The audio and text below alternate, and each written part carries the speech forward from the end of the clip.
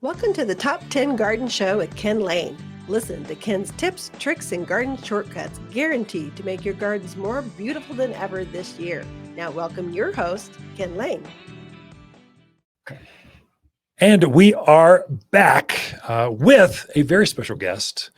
I've got the foremost flower, perennial, herb, veggie grower in the Southwest. Douglas Forst is the Armstrong Growers representative for Arizona. It's all of Arizona, yes, right? The whole state. The whole state. Douglas comes in, he trains our staff on which flowers bring in the best hummingbirds, what's the biggest tomato, what's heirloom. He just trains us. I'm like, Douglas, you've got to share this with our listeners. And so Douglas Forst, thanks for being here. Welcome to the studio. Thank you for having me. Yeah. So eat the microphone. I'll just kind of help you there we go. Okay. We got this. So Douglas, tell us about Armstrong Growers. How long you been with them? Give us the inside scoop on what's going on in the agribusiness. So Armstrong Growers is a part of a larger company called Armstrong Garden Centers. So from Southern California, if you're from Southern California, I've ever visited, we have over 20 independent garden centers there. And then Armstrong Growers not only grows for our own company, but also places like Waters Garden Center. I've been with the company going on 18 years. That's amazing. Enjoyed every moment of it. It's a very exciting company to work for, always growing. Something unique about us is that we are an ESOP, which means we're employee owned. So very proud to be an owner in this organization. It's full of really great people whose heart is really deep into our industry. Yeah. So. You got ownership, which means you take pride in that plant that's growing, and you see that coming out. So that's the reason we partner with you. Absolutely. First of all, we don't have suppliers that are corporations. We go with co-ops or ESOPs because it supports small business, small growers, small family farms, We like that. And then we do find the plant quality does go up because it'll have more blooms. Plants show the love by blooming more for you. And so you all definitely have that grade A plus, that retail grade or better. And your new introductions are just amazing. Oh yeah. So, our team of production is every year. They're actually gearing up in the next 2 weeks to go to spring trials in California to buy next year's newest and best items for us to bring to market and trial this spring to make sure that they are tried and true. So super excited for our team to get out there and do that. And Armstrong Growers only sells to independently owned garden centers. So love that. That is that's what is at the core of our belief system, is to support. And we get a lot of benefits from having our own garden centers by learning what trends are and what new varieties do well and what maybe others don't, that we're able to pass on to you. So a lot of really good information to help you guys be successful and have as much information as you need. Explain the trials. So, because that's something listeners, homeowners don't really see behind the scenes, but is truly at the core of how you choose the right plants for the right spot. Explain the spring pack trials and what goes on there, and how do you just enlighten us. Yeah. So basically you buy from us, and then we buy from breeders. And so they set up all of their displays throughout California.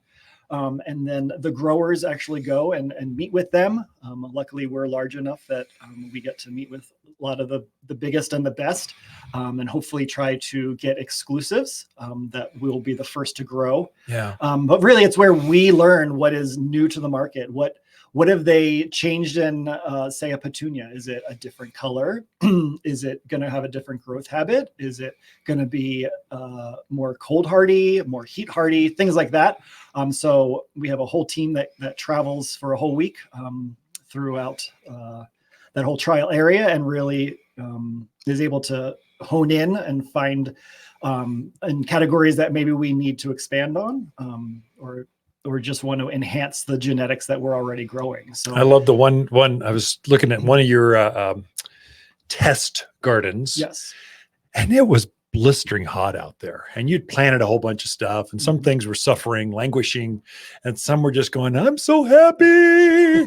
But you're trying to look for traits in plants and where they grow properly before you go in and produce. You're trying a few of them before you commit to, we'll need 20,000 of these, let's grow more. Exactly. You're trying to test them before you actually commit to that many plugs from the breeder. And if it's unique, that means you're paying a patent on them, an extra fee to get this unique thing. And that's a lot of money. Yes. So that's why we trial everything before we bring it to market ourselves. And that's how we find out, does it truly use less water? So we can then market it that way, and the end consumer, the homeowner, can know that they really don't have to water this new plant as much as they would have, say, another one that they used to grow in their garden. So, do you have a favorite plant that you like, that you grow?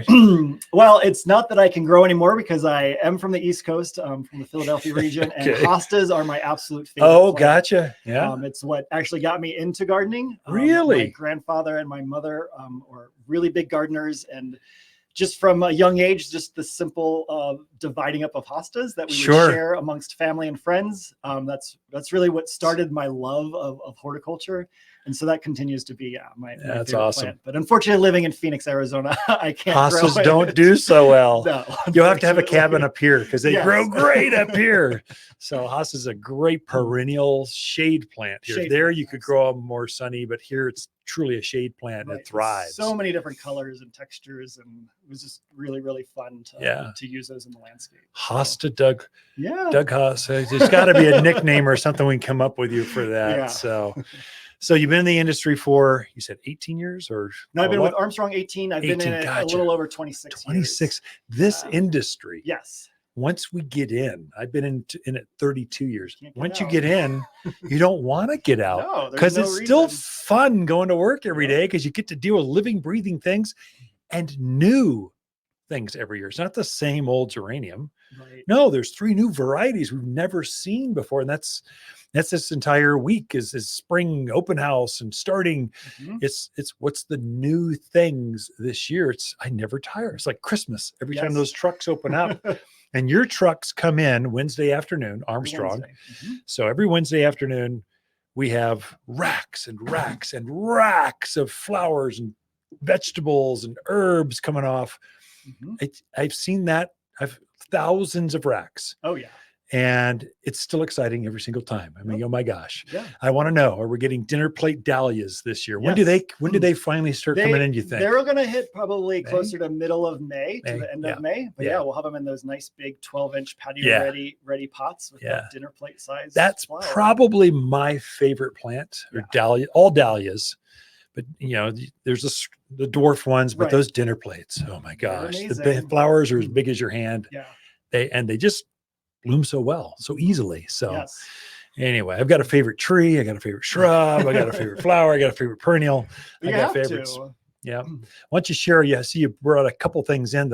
My office, my studio smells so good. Yeah, so even though it's just the beginning of the season right now, there's still plenty of plants that we can plant. Violas are one of them. Little bit smaller flower than the well-known pansy. Show right to the camera. There we go. But yeah, this is a really, really pretty sorbet deep orange color. Sometimes hard to find really dark orange flowers in our industry.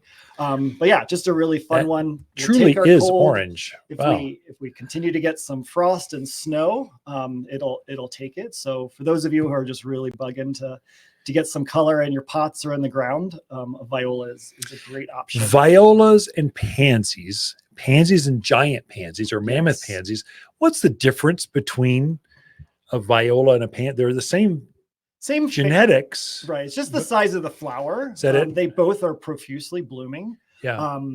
Pansies, violas, I've noticed in my own gardening, I don't have to deadhead them as much. If I am a little lackadaisical on deadheading a viola, it will continue to really bloom its head off. Where my pansies, I definitely have to keep up with deadheading. And they love to be fed, so keep them going. I find that most folks plant these cool season plants too late.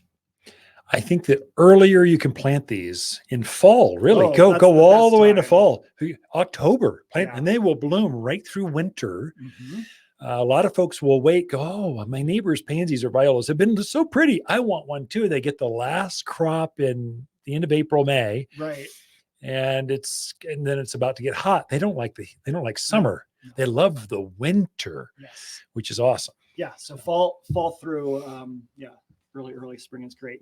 Another one is stock. This is I got to call it. We're 10 minutes out of time. I'm sorry, but the station manager just doesn't let me go too long. So, hey, Douglas Forst with Armstrong Growers and his plants. Come here, beautiful plants. Thanks for being there, taking 10 minutes with us. Thanks. Thank you for having me. All right, don't go anywhere. We'll be right back after this. Waters Garden companion plants of the month are lilac, poppy, purple plums, and our songbird columbine. This graceful beauty dances in the shade of the garden, holding its head high, smiling back at you. This bloomer comes back each spring with lacy green foliage, promptly followed by amazing two-tone flowers. An excellent cut flower that is both deer and rabbit resistant. So hardy, some varieties naturally call Arizona home. Songbird columbine can only be found at Waters Garden Center in Prescott.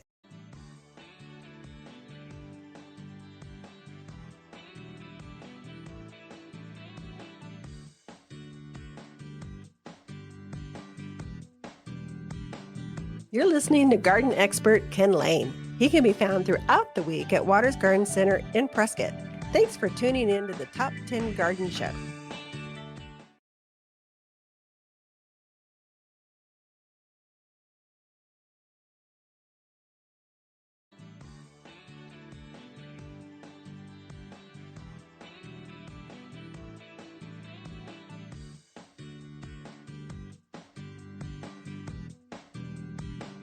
You're listening to garden expert Ken Lain. He can be found throughout the week at Waters Garden Center in Prescott.